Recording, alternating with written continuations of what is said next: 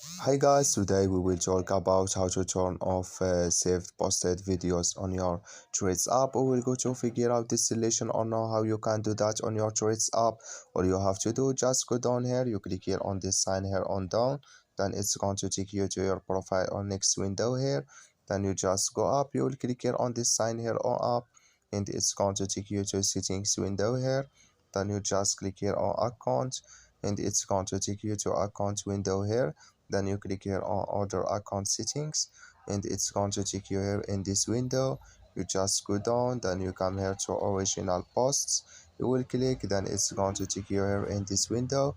You just come here to save posted videos, you will click here on this sign or this color, and like you see color, it's gone. That's means save posted videos, it's turned off. I wish know you are get it. That's all, so just follow these ways and it's going to work with you. Thank you for your watching. Don't forget to support us by liking, subscribe.